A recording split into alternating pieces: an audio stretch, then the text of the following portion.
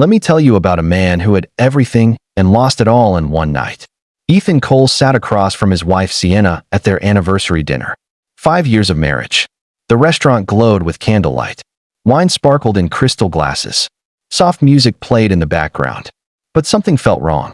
The air between them was cold, like winter had settled at their table. Ethan had been thinking about this moment for weeks. He looked at Sienna and asked a simple question. "What if I lost everything tomorrow, Sienna?" She laughed, thinking he was joking.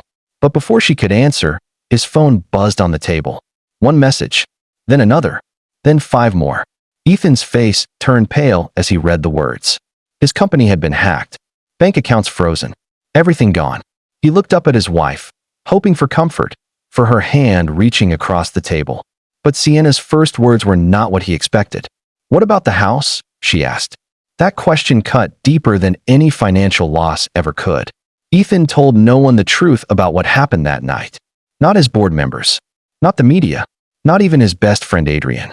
He only told Sienna they were bankrupt and had to live simply for a while. He watched her closely, hoping she would stand by him like she promised on their wedding day. But her reaction chilled him to the bone. No panic. No tears. No questions about how he was feeling. She just turned cold, like a stranger had replaced his wife. Within hours, Ethan heard her voice through the bedroom door. She was calling someone. He pressed his ear against the wood and listened. "I need to know about marital assets," she said to their lawyer. "Can they be divided before the bankruptcy is finalized?" Ethan backed away from the door, his heart pounding. That night, he sat alone in his dark study, realizing something terrible. His wife was already planning to leave him. The test he thought was just a question had become brutally real.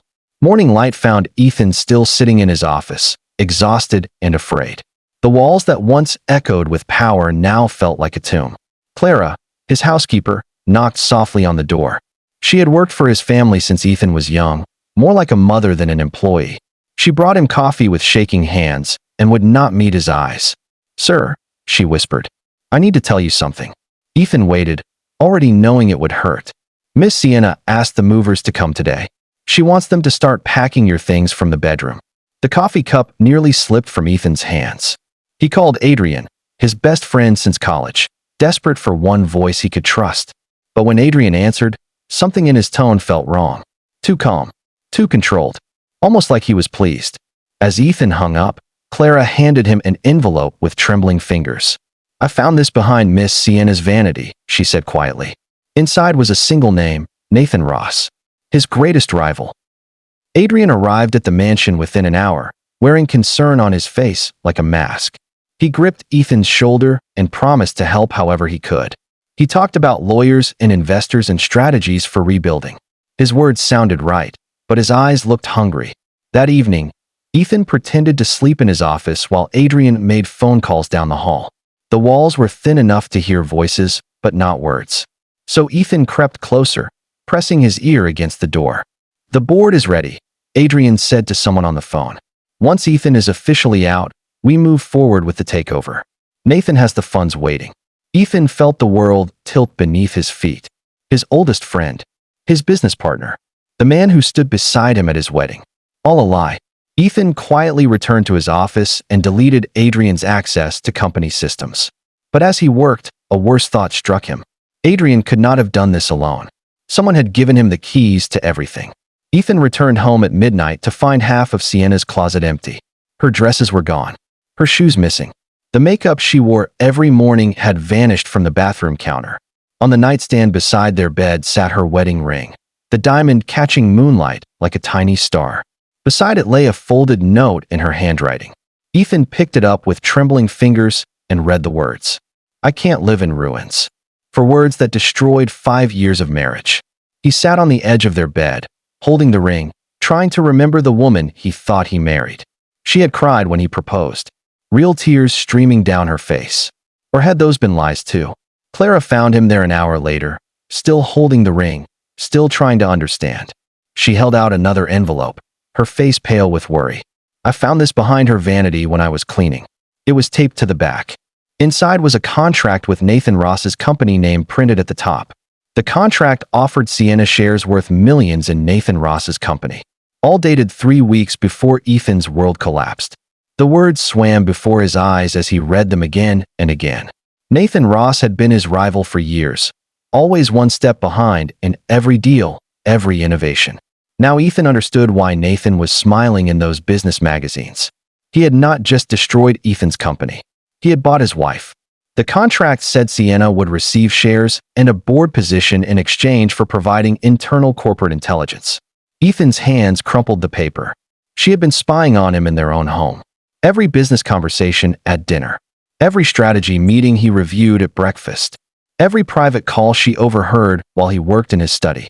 All of it fed to his greatest enemy. His lawyer called before dawn, his voice cracking with panic. Ethan, someone leaked your bankruptcy to the press. It's everywhere.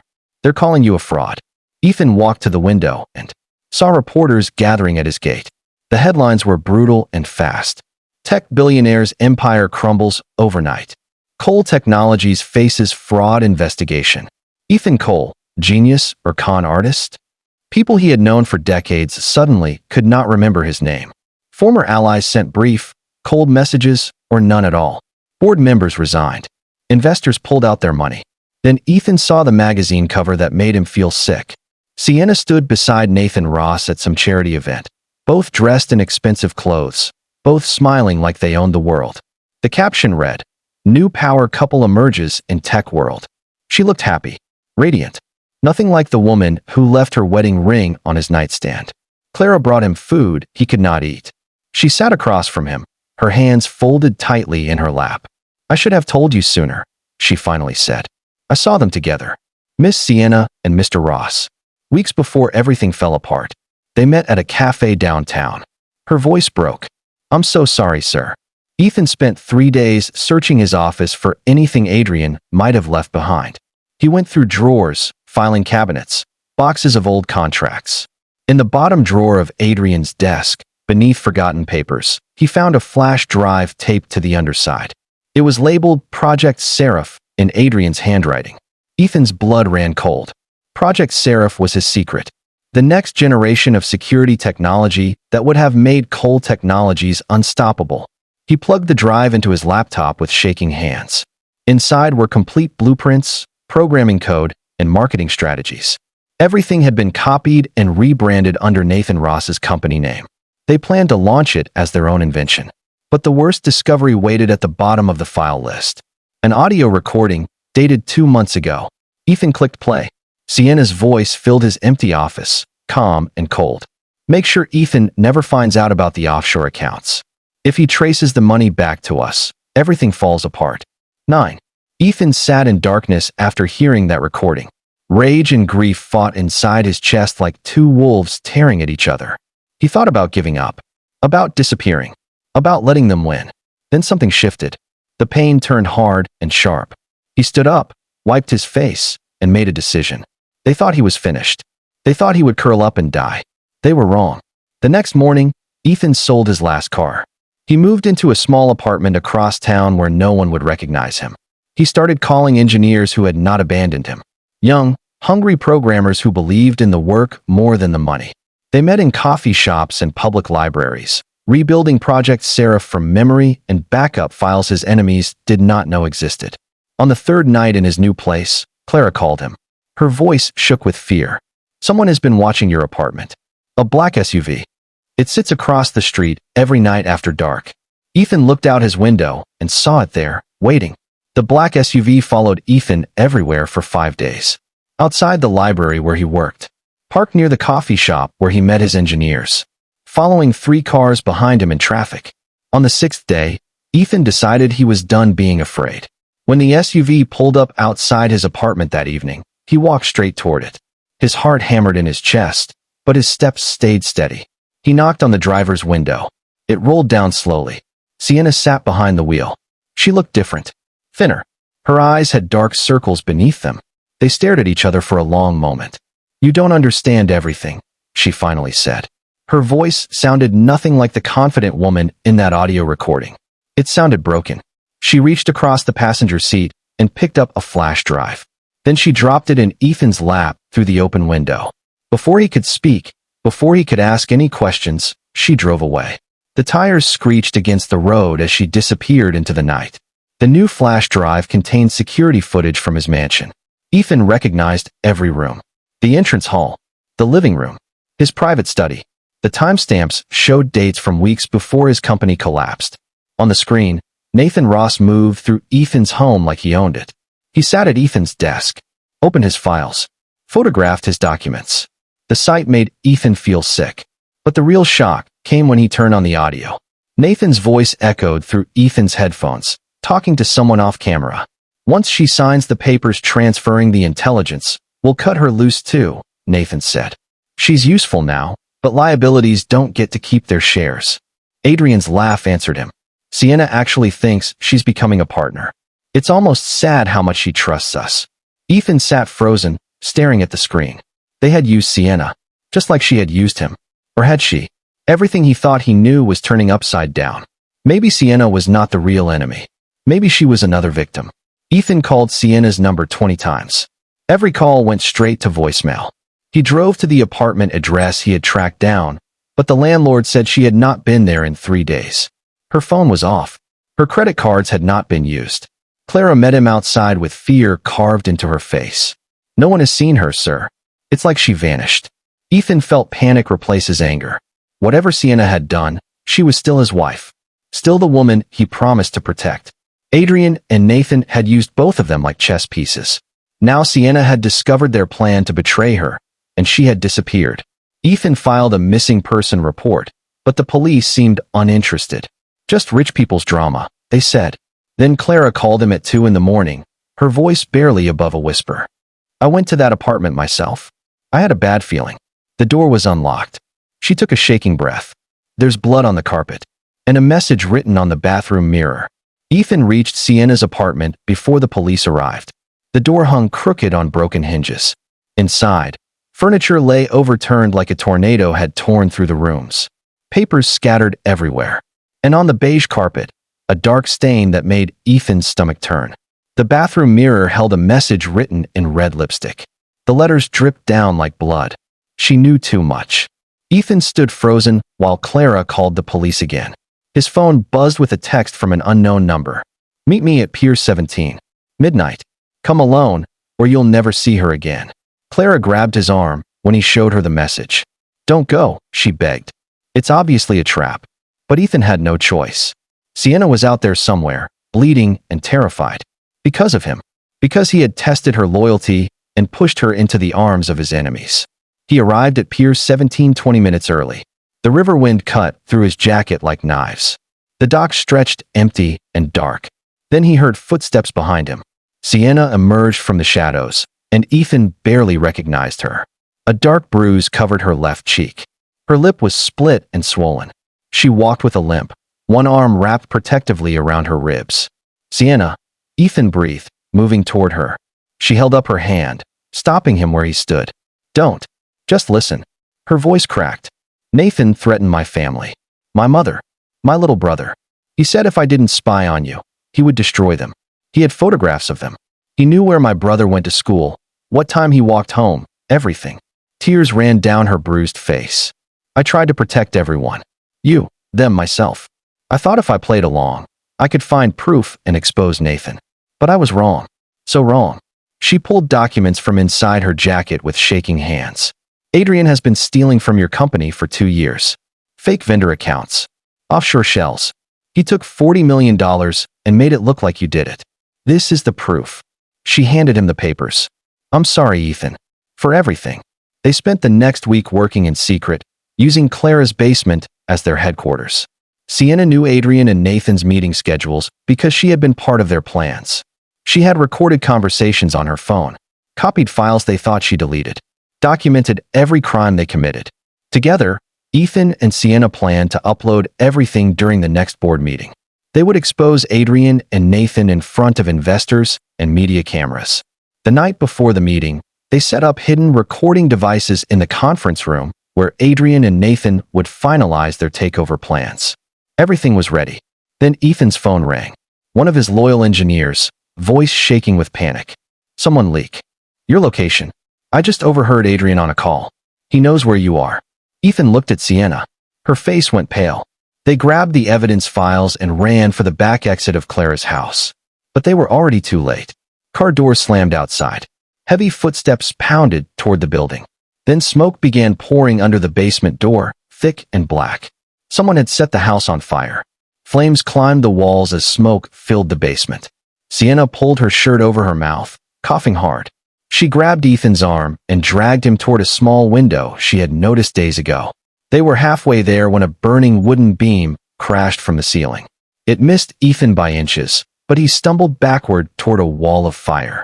Sienna grabbed his jacket and yanked him forward with strength he did not know she had. They crawled through the window as glass shattered around them, rolling onto the grass outside. Behind them, Clara's house became an inferno. Orange flames reached toward the black sky. Ethan lay on the ground coughing, watching everything burn. All their evidence, all their proof, gone. Sienna collapsed beside him, her hand still gripping his jacket. Soot covered her face. Tears cut clean tracks through the dirt on her cheeks. Between gasps for air, she turned to look at him. "I did love you, Ethan," she whispered. "I still do. Everything I did was trying to protect you, even when it looked like betrayal. I never stopped loving you." They lost the physical evidence in that fire, but Ethan still had something his enemies did not know about. Backup files buried so deep in encrypted cloud servers that even his own security team could not find them. The complete programming code for Project Seraph. Proof of Adrian's theft. Everything they needed. Ethan gathered his small team of loyal engineers in a new location. An abandoned warehouse on the edge of the city. They worked 18 hours every day, rebuilding the technology from scratch under a new company name. Sienna handled the legal paperwork, filing patents before Nathan could claim their innovations as his own. One afternoon, Ethan received a call that surprised him. A woman's voice, young and nervous. She said her name was Elena Ross, Nathan's daughter. She wanted to meet Ethan privately to discuss investing in his new company. When Ethan told Sienna about the call, her face went pale. "Why would Nathan's daughter want to help you?" she asked. "It doesn't make sense." Ethan did not have an answer, but he agreed to meet Elena anyway, hoping she might be the key to destroying Nathan once and for all. Elena Ross looked nothing like her ruthless father. Where Nathan was cold and calculating, Elena seemed warm and genuine. They met at a quiet restaurant far from the city. Elena told Ethan her story in a soft voice. "My father has destroyed good people my whole life," she said. "I watched him ruin families, steal companies, crush anyone who stood in his path. I've hated him for years, but I had no power to stop him until now." She pushed a contract across the table toward Ethan. "I inherited money from my mother. Enough to fund your entire operation. I want to help you destroy my father." Ethan should have felt grateful, but something in Elena's eyes made him uneasy. That night, he found Sienna standing outside his apartment building. She had been crying. "Elena doesn't just want to fund your company," Sienna said quietly. "She wants you. I heard her on the phone after you left the restaurant. She told someone she always gets what she wants. And what she wants is you." Sienna's voice broke. "Maybe you should choose her. She has money. Power. Everything I can't give you anymore." Sienna walked away before Ethan could explain, disappearing into the crowded street. He searched for her all night, but could not find her anywhere. The next morning, while cleaning his apartment, he found an old letter tucked inside a book Sienna had left behind. The date showed she wrote it the day after his company collapsed, before their marriage fell apart. "My dearest Ethan," it began. "I know you're scared right now. I know everything looks dark and hopeless. But I need you to understand something. If you lost every dollar, every possession, every piece of your empire, I would still choose you. I would follow you anywhere if you just asked me to. Money was never why I loved you. Your heart was. Your kindness. The way you see the world. That's what I married." Ethan read the letter 5 times, tears blurring the words. Then he ran to find her. But Sienna's apartment was empty. Her phone went straight to voicemail. Clara had not seen her. None of his contacts knew where she had gone.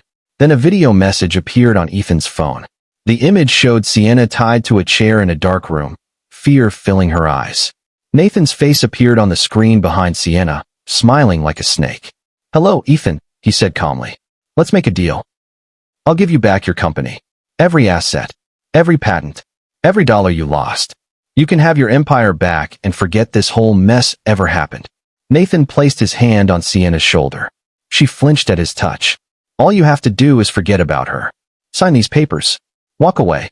Pretend your wife never existed. He leaned closer to the camera. You tested her loyalty with poverty. Now I'm testing yours with a choice. Your empire or your wife. You can't have both. The video ended. Ethan's phone rang immediately. Nathan's voice oozed false sympathy. You have 2 hours to decide. Choose wisely, Mr. Cole. Ethan stared at the contract Nathan had emailed. Everything he had lost, returned with one signature. His life's work. His legacy. His fortune.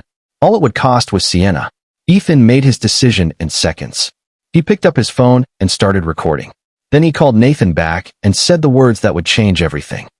I accept your deal, Ethan told Nathan, keeping his voice steady and emotionless. Let's meet tonight to sign the papers. But I want to see Sienna first. To say goodbye properly. Nathan laughed on the other end of the line. You really are as weak as Adrian said. Fine. Tonight at my office. Come alone. But Ethan did not come alone. Elena Ross contacted him after the call, genuinely wanting to help this time. Together they set up a plan. That evening, Ethan walked into Nathan's office tower with a recording device hidden in his jacket pocket. Nathan sat behind his massive desk with Adrian standing beside him like a loyal dog. Sienna was tied to a chair in the corner, looking exhausted but alive. Sign here, Nathan said, pushing papers across the desk. As Ethan reached for the pen, he asked questions. When did you plan this? How did you hack my systems? Why did you target me? Nathan answered everything, too arrogant to see the trap. He bragged about every crime, every theft, every manipulation. And Ethan's hidden device captured every single word. Then Ethan smiled. I'm not signing anything, he said. And he pressed the button that uploaded Nathan's confession to the world. Nathan's security team rushed toward Ethan, but it was already too late. Elena had hacked into a major tech conference happening downtown. Thousands of people watched as Nathan's confession played on giant screens across the city. His face went white as snow. Adrian tried to run, but police were already entering the building. Officers had been waiting outside, listening to everything through Ethan's hidden microphone. Ethan untied Sienna while Nathan screamed threats that no longer mattered. Media crews arrived within minutes, cameras flashing like lightning. Nathan was arrested on live television, still shouting about lawyers and mistakes. Adrian made it to the parking garage before police caught him. He tried to fight back, throwing wild punches at the officers. Ethan stepped in front of them and faced his former best friend. You could have just talked to me, Ethan said quietly. If you wanted more from the company, I would have shared it. Instead, you tried to destroy me. Adrian's face twisted with years of hidden jealousy. You had everything handed to you. I was always in your shadow, always second place. I earned this. The police pulled him away. Later, Ethan sat beside Sienna in the back of an ambulance while paramedics checked her injuries. Sienna spent 2 days in the hospital recovering from her injuries. Broken ribs, dehydration, bruises that would fade but not quickly. Ethan never left her bedside. He slept in an uncomfortable chair, ate terrible hospital food, held her hand through the nightmares that woke her up screaming. On the second night, she finally opened her eyes fully. They found Ethan's face in the dim light, and she smiled weakly. You came for me, she whispered. You chose me over everything. Ethan pressed her hand against his cheek. I'm sorry I ever doubted you. I'm sorry I tested your loyalty when I should have trusted your love from the beginning. Sienna touched his face with her free hand. We both made mistakes, but we survived them. That's what matters. When the hospital finally released her, they stood outside their old mansion together. The bank had seized it weeks ago. They walked through the empty rooms one last time, remembering the life they used to have. Do you miss it? Ethan asked. Sienna looked around at the marble floors, the crystal chandeliers, the grand staircase where they took their wedding photos. Then she looked at him. No, I miss us. The real us, before all this happened. Clara brought Sienna's belongings from storage, including a wooden box filled with letters. Ethan had written them during the worst days, but never sent them. Sienna sat on the floor of Ethan's small apartment reading each one, tears streaming down her face. Every letter was an apology, a confession of love, a promise to do better. You wrote these when you thought I had betrayed you, she said softly. Even when you tried to hate me, you still loved me. Ethan sat beside her on the floor. I wanted to stop loving you. It would have been easier, but I couldn't. Sienna showed him her own stack of letters, unsent confessions she had written while spying for Nathan. Every page described her guilt, her fear, her desperate hope that Ethan would somehow understand and forgive her. They burned all the letters together that night, letting the past turn to smoke and ash. A knock on the door interrupted them. Elena stood outside holding a leather folder. "My father's assets are being sold," she said. "This includes your company shares. They belong to you." She held out the contract. Ethan looked at Sienna, then back at Elena. "Keep them," he said. "I'm starting fresh." "We both are." Elena stared at Ethan like he had lost his mind. "This is worth hundreds of millions of dollars. It's everything you built over 10 years. Ethan smiled and shook his head.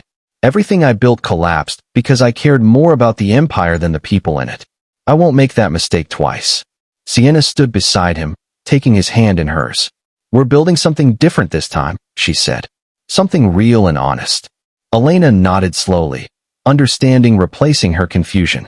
"Then let me invest in that instead. As a silent partner. No conditions." They accepted her offer and spent the next year creating something smaller, but more meaningful. A technology company focused on protecting people's privacy instead of just making profits. Clara managed the office. Elena handled investments quietly from the background. Sienna ran daily operations while Ethan led the technical development. They never rebuilt the mansion. Instead, they bought a simple house with a garden and room for the family they hoped to have someday. One evening, they sat together on their porch watching the sunset paint the sky orange and pink. Sienna leaned against Ethan, and he wrapped his arm around her shoulders. "You tested my loyalty," she whispered, "and I almost failed." Ethan kissed her forehead gently. "No, I tested your love with loss, and you proved it with loyalty even when I couldn't see it. We both passed the test. We just didn't understand it until the end."